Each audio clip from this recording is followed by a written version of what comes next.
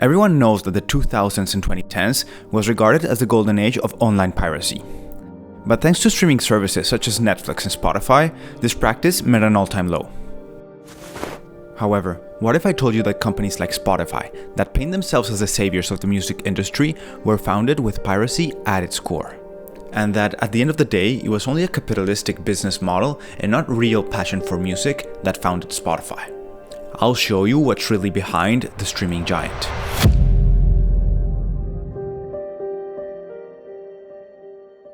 June 15, 2001. At least 2 people were shot and wounded and more than 50 people injured amid riots that broke out at the summit of the European Union in Gothenburg, Sweden. Over 15,000 activists, environmentalists, anarchists, socialists, and anti-capitalist groups mobilized against what they saw as the neoliberal agenda of the EU, including free market reforms, deregulation, and a lack of focus on social justice and the environment. From these protests, the think tank and non-governmental organization Piratbyrån was founded. Piratbyrån believed that people had the right to freely share information on the internet, akin to how you lend your favorite CD to a friend. They believed that copyright law was just some outdated excuse for corporate censorship and to put everything behind a paywall. They also provided a counterpoint to lobby groups such as the Swedish Anti-Piracy Bureau. This ended up being a pretty big movement in Europe. The 3 members of Piratbyrån would eventually create the Pirate Bay to make this ideology a reality. When the website launched in 2003, the record labels had already spent 4 years trying, and largely failing, to contain the major tidal wave of online piracy that was released by Napster in 1999. Piracy itself wasn't new. For decades, music fans had found ways to copy and circulate recordings. From bootlegs in the early days of vinyl to the cassette tape trading culture of the 70s and 80s. Musicians often had mixed feelings about it. For example, in the back of the 1981 cassette In God We Trust Inc. by the left-wing punks Dead Kennedys, they wrote, "Home taping is killing record industry profits. We left this side blank so you can help." This Jolly Roger cassette that was inscribed in the album most probably inspired the infamous Pirate Bay logo. Record executives, however, weren't laughing. By 2006, at the dawn of Spotify, around 1.2 million of Sweden's 9 million citizens were file sharing. The industry viewed this as an existential threat. The RAAA had taken aggressive legal action trying to shut down Napster. But almost immediately, new platforms like LimeWire, Grokster, Morpheus, and of course, the Pirate Bay emerged to take its place. Even Steve Jobs' iTunes, with its novel solution of 99-cent tracks, failed to win over Swedish music fans. It was in this climate that Daniel Ek and Martin Lauritsen entered the picture. Close friends with expertise in search engine optimization, metadata, and online advertising. They weren't music guys by any stretch of the word. Their first US patent application described a platform for distributing all kinds of digital content. Music, films, files, something not unlike the Pirate Bay itself. As Spotify's former CTO Andreas N. later recalled, it wasn't even clear back then that we were trying to do music at all, or that music would be the focus.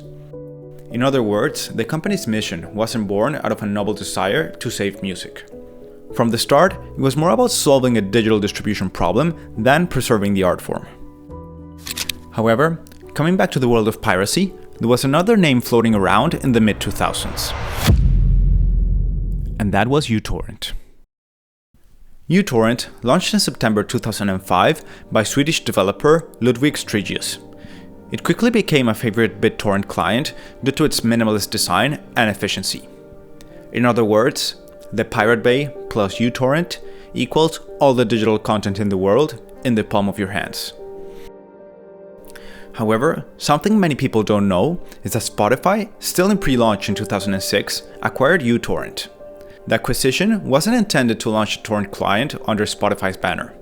Rather, it was a strategic move to bring Ludwig's expertise on board to power peer-to-peer streaming. This was the key technology for Spotify's early service infrastructure. Since Spotify was small and no running application existed at the time, they leaned heavily on peer-to-peer delivery. Streams were often delivered from user to user. So just like the illegal Pirate Bay-esque torrenting of the time. Spotify was one of the largest peer-to-peer networks on the internet.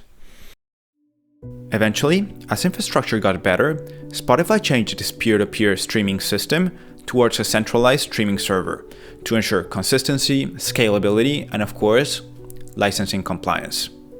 But there's one little thing I have left out. Do you think that back in 2006, the big three would license all of their music to a Swedish startup to do streaming?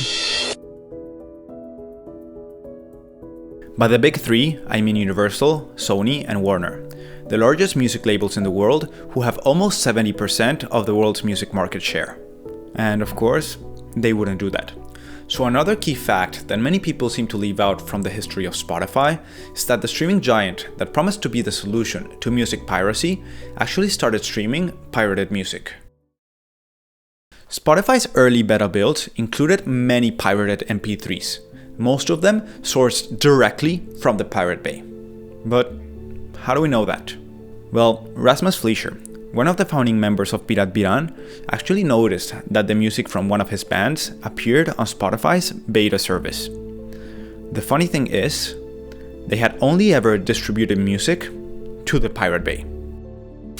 He said, "I thought it was funny, so I emailed Spotify and asked how they obtained it. They say that now, during this test period, we will use music that we find." For Fleischer, the anecdote shines a light on Spotify's roots in piracy. Even as the team worked hard to convince listeners, labels, and politicians of their legitimacy, they were quietly relying on MP3s pulled straight from whatever tracks employees happened to have stored on their computers. According to him, it is no coincidence that Spotify was formed in 2006, the same year that the Pirate Bay was raided and temporarily shut down. Eventually, around 2009, Spotify performed what they called internally as the Big Clean. And as they like to say, the rest is history. Spotify became the leading music streaming platform in the world. But actually, that's not all. I'd like to say that this video has been largely based on the book Mood Machine by Liz Pelly. Spotify and other streaming platforms had done a lot to shape the music industry today. And this idea that they sell off as the saviors of the music industry is not as picture perfect as they want you to believe.